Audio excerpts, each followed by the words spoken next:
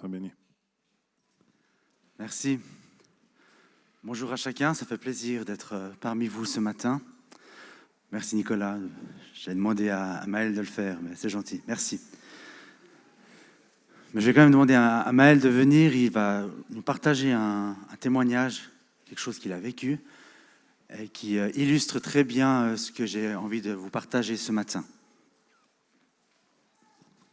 Bonjour à tous, alors je m'appelle Maël Gerber, j'ai 17 ans. Et attendez, je vais juste sortir mon attel quand même. J'ai mis une note dessus, du coup je vais pas m'en sortir sinon. Là, ces temps, on vit des temps très forts au groupe de jeunes. Donc je vous encourage, à ceux qui nous regardent ou à ceux qui sont dans la salle, si vous avez entre 15 et 25 ans et que vous n'avez pas de groupe de jeunes, je vous encourage à venir à Oron. Ça sera avec un grand plaisir qu'on vous accueillera, qu'on prendra du temps pour vous connaître. Et, on vit des temps très, très forts et j'ai été un peu bousculé ces derniers temps aussi dans le thème de la prophétie. J'ai reçu une parole il y a quelques années que je serais un prophète suisse. Et c'est quelque chose qui m'a beaucoup interpellé, que j'ai beaucoup envie que ça se réalise. C'est quelque chose que je cultive. Et du coup, je cherche toujours à être plus près de Dieu, à avoir des paroles de plus en plus précises et de plus en plus révélatrices pour la personne. Et un vendredi, j'étais en train de faire le beamer derrière et Dieu il me dit mais va parler en langue devant. Et c'est un grand défi pour moi de parler en langue devant du monde parce que j'aime pas beaucoup mon parler en langue, j'ai l'impression que je me répète tout le temps. Du coup, c'est un défi pour moi. Et là, Dieu il me dit non, mais va devant, j'ai quelque chose à dire.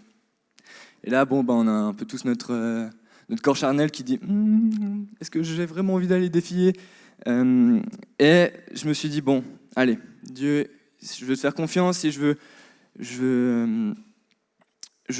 aller dans ton plan et je veux m'efforcer d'entretenir le plan que tu as pour moi. Et là, je vais devant, je commence à prier en langue pendant à peu près 1 minute et je dis, Seigneur, que quelqu'un vienne donner l'interprétation. Du coup, à la fin de mon parler en langue, je fais, je vois quelqu'un dans la salle qui a l'interprétation. Et là, je savais pas du tout, moi, j'avais pas du tout d'interprétation, j'avais rien et c'était très compliqué pour moi. Mais je dis, Seigneur, je te fais confiance, je vois que quelqu'un a une interprétation dans la salle. Et je demande si quelqu'un a l'interprétation, si quelqu'un oserait venir devant donner cette interprétation, et personne ne répond. Et là, c'est un peu toujours le gros doute, qu'est-ce qu'on fait ? Moi, je n'avais pas l'interprétation, donc je ne pouvais pas la donner, donc c'était compliqué. Et je fais, mais Dieu, je te fais confiance. Peut-être que dans la célébration, il y aura quelqu'un qui va venir donner cette interprétation.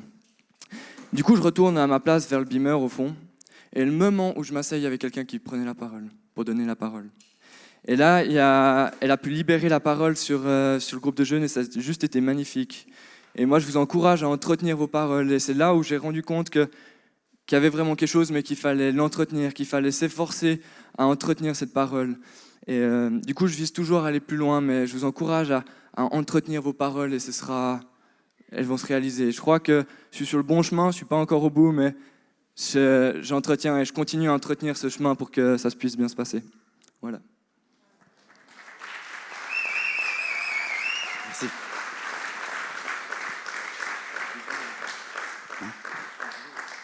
C'est bon, merci. Merci Maël. Alors, vous l'aurez peut-être compris, le message aujourd'hui, je vais faire court parce que je pense qu'on aura tous envie de pratiquer. C'est important de pouvoir mettre en œuvre aussi ce qu'on apprend et ce qu'on entend. Et quand j'ai cherché un titre, j'arrivais pas à trouver un titre qui me plaisait. Alors, je vais faire une petite phrase, ce sera en gros, le prophétique, je reçois une parole, qu'est-ce que je fais avec ça ?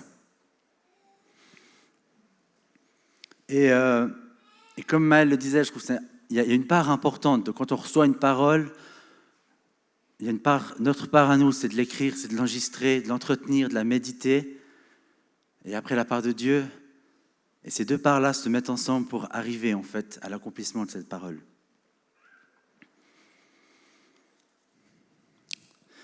Et pourquoi est-ce que j'avais envie de te parler de cela ce matin ? En priant la semaine passée, j'ai eu tout d'un coup cette vision. J'ai vu une dame à genoux sur son lit, au bord de son lit, qui priait, puis qui qui était enceinte, puis qui disait « Seigneur, mais qu'est-ce que je vais faire avec mon enfant? Qu'est-ce que je vais bien pouvoir lui transmettre comme monde ?» Et ça m'a perturbé, parce que ça me paraissait assez noir, hein, un petit peu dépressif comme parole. Et puis je dis « Mais Seigneur, est-ce que c'est une personne que je connais ?» Parce que je ne voyais pas le visage. Puis il me disait « Non, non, c'est l'esprit des chrétiens aujourd'hui. » Il y a beaucoup d'entre nous, on perd espoir parce qu'on entend ces vagues de Covid qui reviennent, ou bien nos situations de nos vies, puis on remet en cause ce que Dieu a mis dans notre vie. Et il y a un appel profond de Dieu qui est en train de dire, mais n'oubliez pas ce que j'ai mis dans chacune de vos vies. Toutes ces vérités sont oui et amen. Comme on l'a chanté ce matin, comme Cédric l'a aussi mentionné, toutes les paroles que Dieu a transmises, toutes ces vérités sont oui et amen.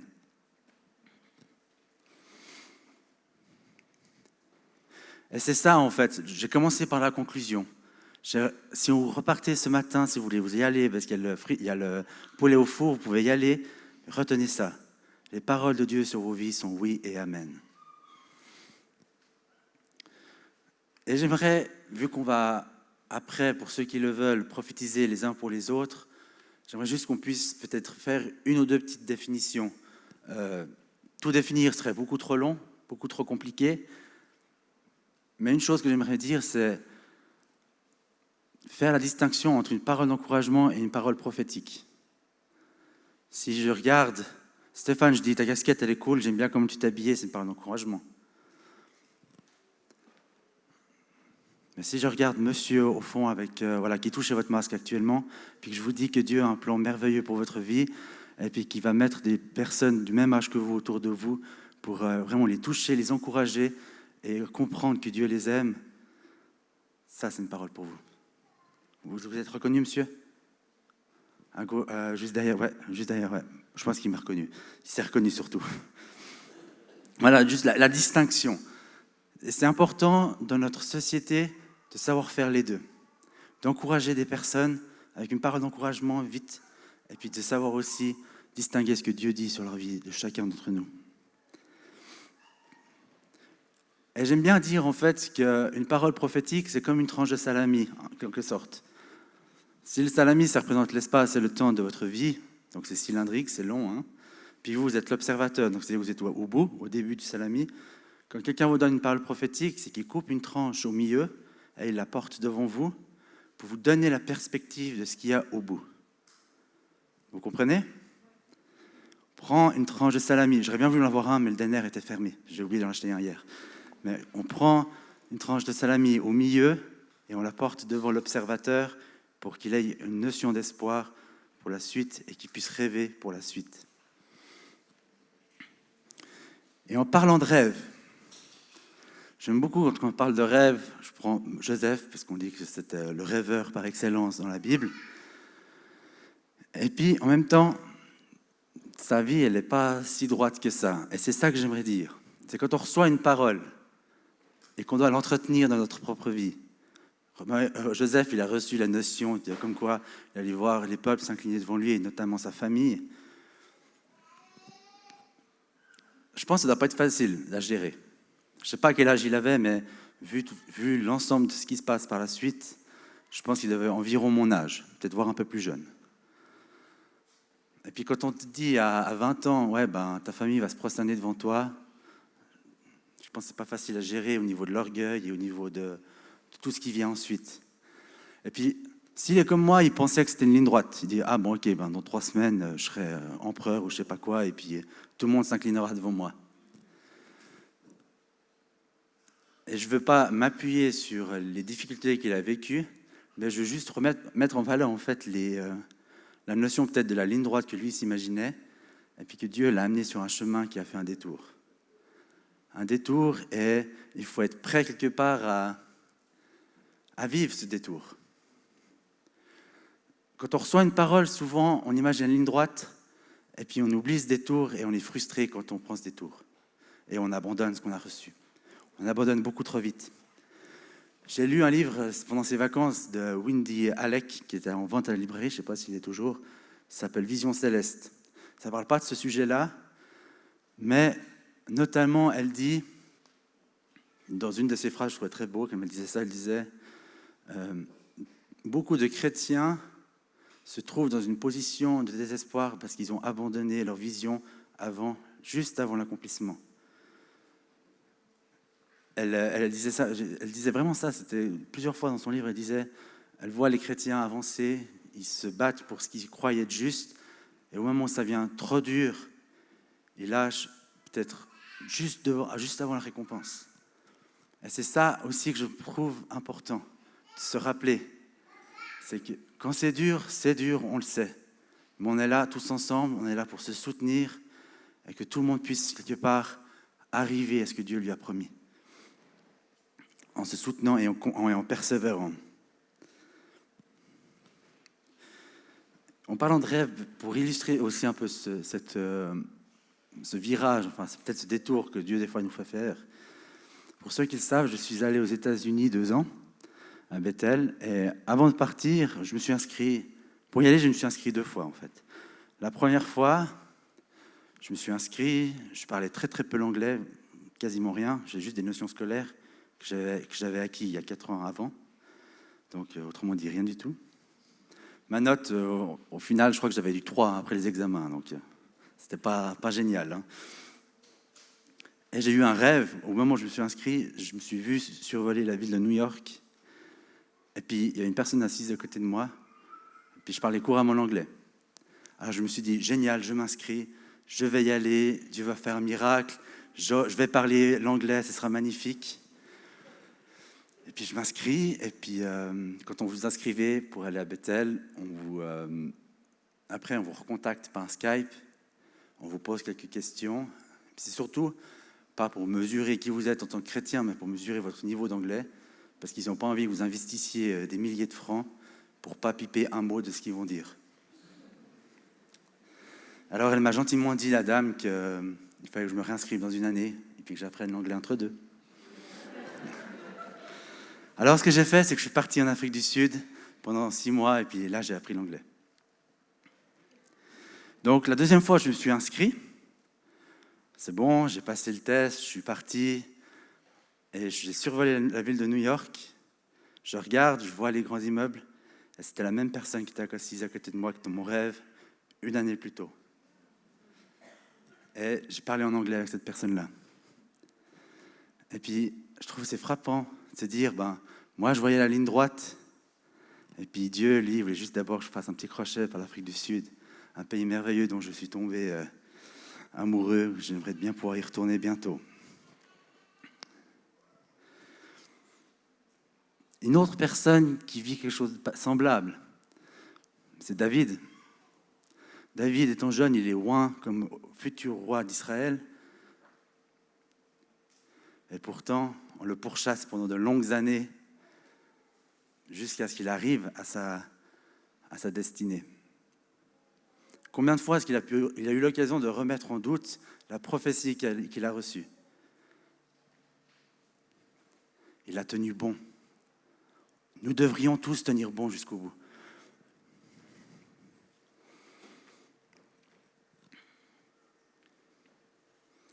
Il y a ce verset que j'aime beaucoup dans Proverbe 4, 23. Aujourd'hui, je crois qu'au niveau du beamer, ça ne va pas trop, alors il n'y aura pas de verset, mais si vous avez vos Bibles, je vous donne les références, puis vous pouvez suivre. C'est par-dessus tout, veillez soigneusement sur votre cœur, car il est la source qui fait ta vie. On reçoit une parole, et puis c'est là, en fait, c'est comme dans la parole du Sommeur, il faut que notre cœur il soit prêt à la recevoir. C'est un travail au préalable qu'on ne va pas développer aujourd'hui, mais notre cœur, c'est l'endroit, c'est le terreau où les paroles se mettent. Mais on est humain, et puis notre cœur, notre esprit peuvent recevoir une parole, mais au bout de 3 jours, on ne s'en souvient plus de tous les détails. Et c'est pour ça en fait, que j'ai envie de vous encourager, quand vous recevez une parole, écrivez-la, enregistrez-la. Aujourd'hui, on a quasiment tous un téléphone, on peut l'enregistrer le vocal directement, et méditez les paroles du Seigneur. Méditer la Bible, c'est très bien, et je vous encourage. Mais une parole que vous recevez de Dieu, c'est aussi une parole du Seigneur. Méditez-les, écoutez-les, relisez-les.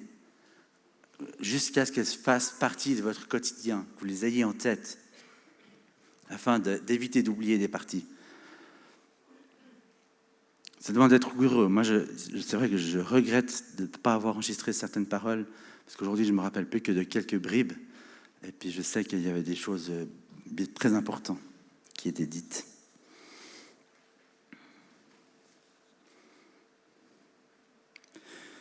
Il y a aussi ce verset aussi dans Proverbes 3, 5 et 6. « Mets ta confiance en l'Éternel, l'Éternel de tout ton cœur, et ne te repose pas sur ta propre intelligence. Cherche à connaître sa volonté pour tout ce que tu entreprends, et il te conduira sur le droit chemin. » Mets ta confiance, et il te conduira sur le droit chemin. On reçoit des paroles, on les analyse aussi avec notre intelligence,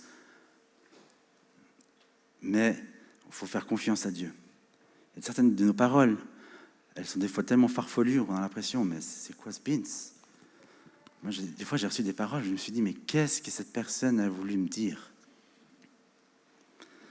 Et puis, quelques temps plus tard, j'ai la chance de vivre une situation farfelue, et puis je me dis, en fait, cette personne avait raison.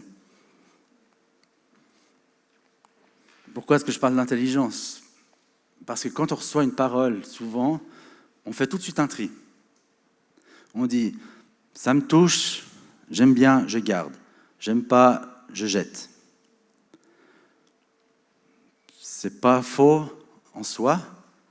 Si c'est une parole de malédiction, je comprends qu'on ne la prenne pas pour soi. C'est souvent comme elle est formulée. Mais il y a aussi des moments où, en fait, nous-mêmes, on est tellement dans l'émotion, on peut être fâché, on peut être heureux, ou bien c'est, par exemple, je sais pas, une personne de renom qui nous donne une parole, et puis on se dit, c'est exactement ce que je voulais, mais en fait, ce qu'on voulait, c'était juste la parole, et puis pas forcément le contenu de la parole. Je sais pas si je me suis compris, enfin, vous m'avez compris. Imaginons que, si je reformule, si un prophète vient vers vous, puis que vous vous attendiez à recevoir une parole, et puis qu'il vous la donne, est-ce que vous allez garder cette parole parce que c'est ce prophète-là qui vous l'a donnée, ou est-ce que vous allez garder cette parole parce que vous savez qu'elle vient de Dieu? Donc ça, c'est, je dirais, l'attitude de comment on la reçoit, l'émotion dans laquelle on se sent. Puis après, il y a le contenu de la parole.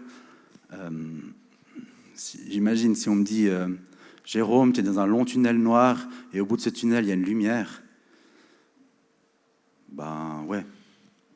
Je n'ai pas forcément envie de la prendre, quoi. Je préfère qu'on me dise la lumière de Dieu t'éclaire, il t'indique le chemin. C'est assez proche, ça veut dire la même chose en fait. Mais la formulation me donne plus envie de croire et de prendre ce que je reçois. Vous avez compris un petit peu la différence?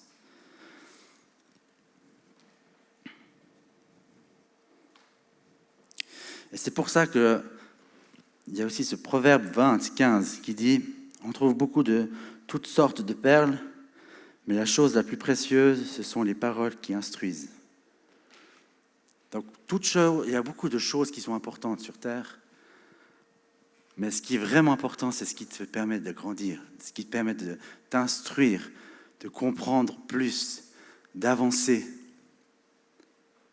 d'être construit de l'intérieur, d'être instruit.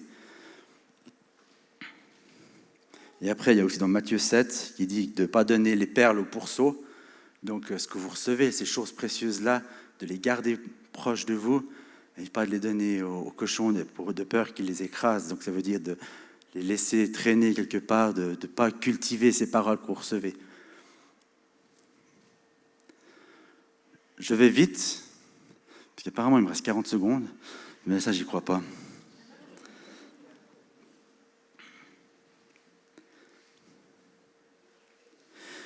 Je vais peut-être...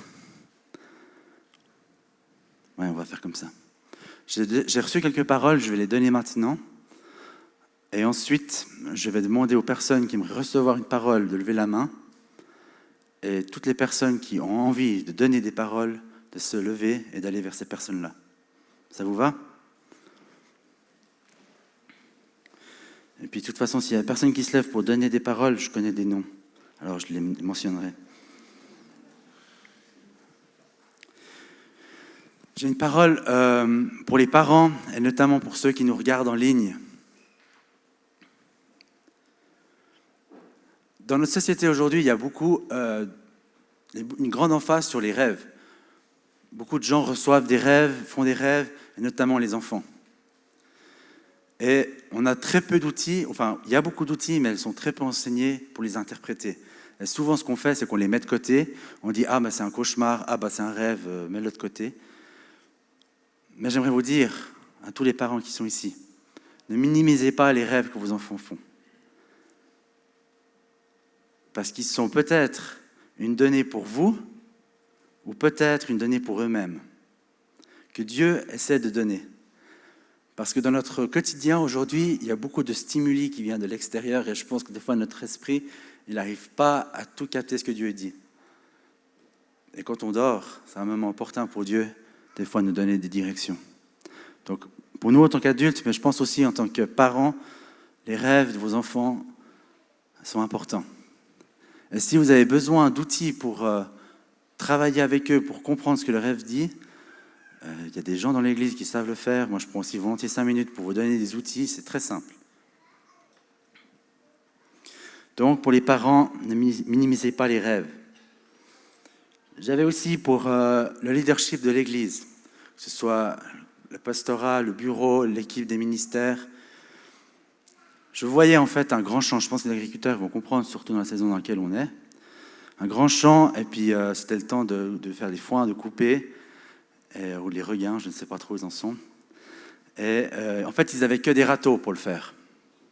Et puis ils se disaient, comment est-ce qu'on va arriver au bout? Et au moment où en fait, ils posaient la question, j'ai vu en fait comme une grande quantité de tracteurs arriver, et au volant de ces tracteurs, c'est toutes des personnes jeunes.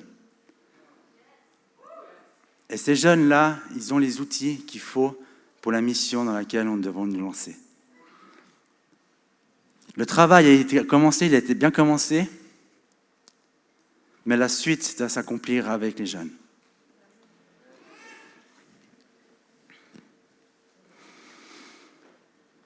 J'ai une parole aussi pour une dame habillée en gris, voilà. Vous, je pense que c'est vous, madame.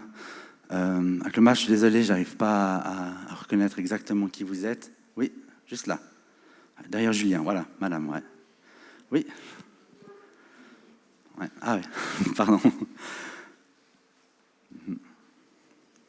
Je vois en fait une souris qui court dans une sorte de toupie, enfin pas une toupie, mais comme une de ces grandes roues qui tournent. Et j'ai l'impression que Dieu il dit qu'à force de tourner, vous aviez un petit engrenage et puis que ça a démultiplié pour faire tourner des plus grandes roues. Et puis j'ai l'impression que Dieu il dit, mais dans ce que vous faites aujourd'hui, vous êtes en train d'influencer des personnes, beaucoup qui ont une influence plus grande, et qui vont vous le redonner. Qui vont vous dire à quel point ce que vous avez fait dans votre vie a béni beaucoup plus largement. Et que je suis sûr que quand vous allez arriver vers Dieu, il va vous montrer à chaque fois que vous avez béni quelqu'un, à quel point ça s'est multiplié derrière.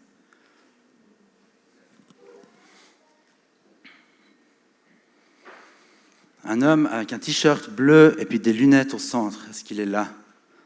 T-shirt bleu ou chemise bleue avec des lunettes. Ah ben, à voir, j'aurais plutôt envie de dire que c'est Eric. Ah, t'enlèves tes lunettes.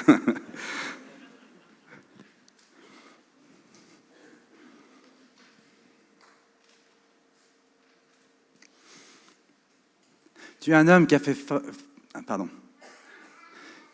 preuve de caractère et de force toute ta vie. Et que Dieu est là chaque fois pour les moments où ça a été le plus difficile. Il a toujours été là. Et il va continuer à être là. Il va continuer à te donner une sagesse surhumaine, une sagesse qui vient de lui. Il va continuer à te donner de la patience et de la persévérance. Mais surtout, il va continuer à te donner de l'amour pour que tu puisses le multiplier et le continuer à le donner après. Et à mesure que tu bénis les gens autour de toi, tu vas voir que cette bénédiction se multiplie aussi sur ta vie. Comme un retour sur investissement.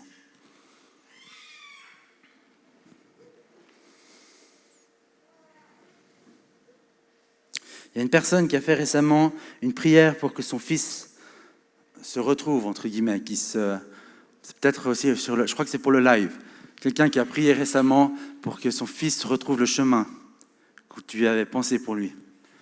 Et j'aimerais te dire que Dieu a entendu ta prière. Ton fils se rapproche de plus en plus. Est-ce qu'il y a une personne ici qui a un bateau sur le lac de Neuchâtel? J'ai reçu cette parole, cette image, enfin, cet indice-là. En haut sur la... Non? Ok. Alors c'est peut-être sur Internet aussi. Tu lèves la main au fond? Je sais pas. Bon, ok, pas grave. Donc, je pense que c'est pour le live. En fait, je te voyais avec ton bateau qui traversait le lac de Neuchâtel, et c'est comme, en fait, si tu faisais passer des gens. Et je crois que Dieu, il est en train de t'utiliser pour amener des gens d'un point A à un point B, pour leur apprendre, pour faire du discipulat, pour vraiment que leur vie soit transformée et touchée par ce que tu es en train de faire. Et peut-être que ça a aussi à voir quelque chose avec le fait que tu as ce bateau-là. Peut-être que tu vas prendre des gens et juste en naviguant, les toucher. Alors partager ce que tu reçois. Et maintenant, on arrive dans le moment qui est très intéressant pour tout le monde. C'est, je vais demander à toutes les personnes qui aimeraient recevoir une parole de lever la main. Voilà. Ça me fait plaisir, il y en a plein qui lèvent la main. Gardez-la bien haute. Ok. Toutes ces personnes-là, vous pouvez la garder la main haute, et puis je vais demander à une ou deux personnes qui ont envie de prophétiser d'aller vers ces gens. Et puis si personne se dévoue, je les nommerai. Puis ceux que je vais nommer, ils savent que je vais les nommer, alors il faut vous lever. Ok. Bon, là, tous ceux qui ont moins de 15 ans, là, puis qui ont, non pas moins, mais plus que 15 ans, puis qui ont envie de faire, là, le groupe de jeunes qui s'est assis là, qui ont envie de faire, notamment Maud, là, elle a avancé en avant. T'as envie de faire, Maud? Non, mais je vous encourage à le faire. Je vais forcer la main à personne.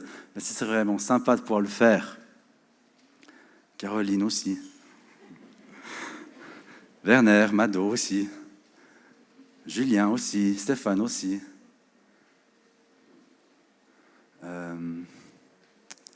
Pardon, j'ai oublié ton nom.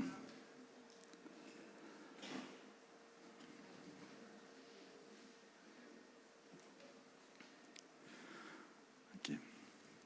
N'ayez pas peur.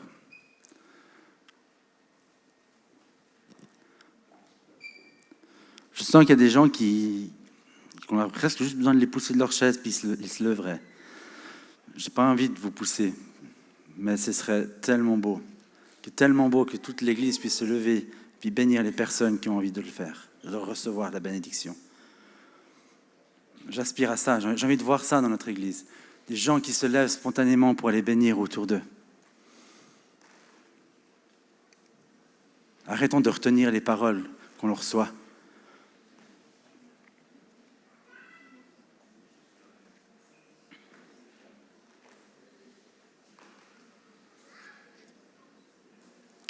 Yes, merci. Toutes ces paroles que vous recevez, notez-les, enregistrez-les, méditez-les.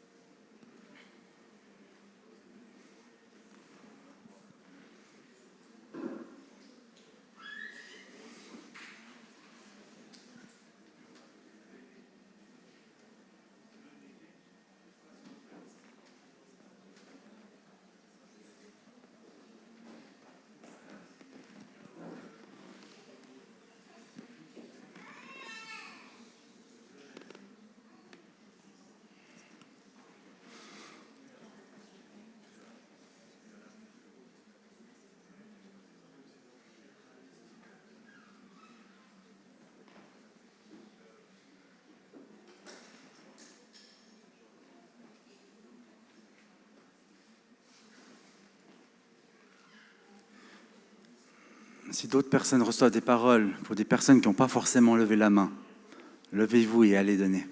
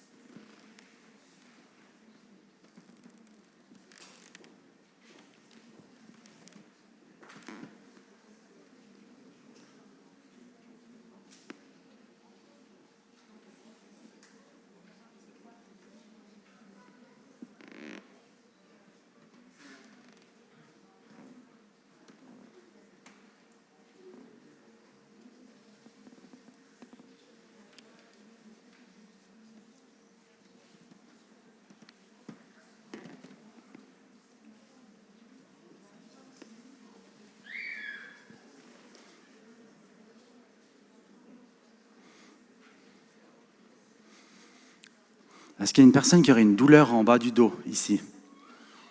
Ouais. Est-ce qu'il y a des personnes autour? Vous pouvez venir prier pour ces deux personnes, s'il vous plaît. Il y a Mado et puis Madame, s'il vous plaît. Allez.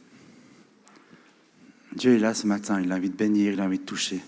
Alors, je vais donner 2-3 paroles de connaissance pour la guérison. Et si d'autres personnes en ont, venez vers moi et puis vous aurez aussi l'opportunité de les transmettre. Épaule gauche, quelqu'un qui aurait de l'arthrose dedans, de l'épaule gauche. Ici, 2-3 personnes peuvent venir prier, s'il vous plaît.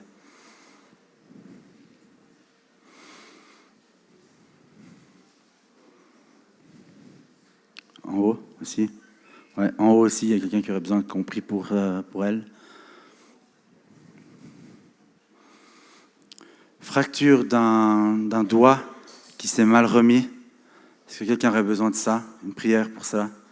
C'est peut-être ici, devant la caméra. Peut-être quelqu'un aussi sur le live. Sur le live, ça peut aussi être sur Internet, ça peut être aussi vous. Si c'est vous, demandez à votre famille, aux gens qui vous entourent, de prier pour vous, de prophétiser les uns pour les autres. Profitez de ce moment.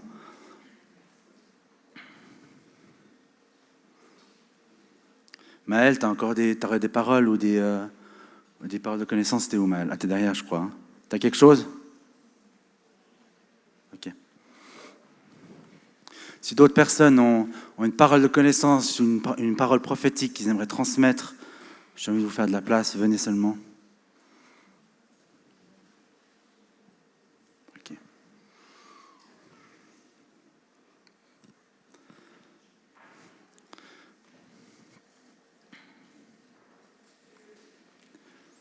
Alors je vais, pour finir, conclure avec ce avec quoi j'ai commencé. Les promesses de Dieu sont oui et amen pour chacune de vos vies. Merci.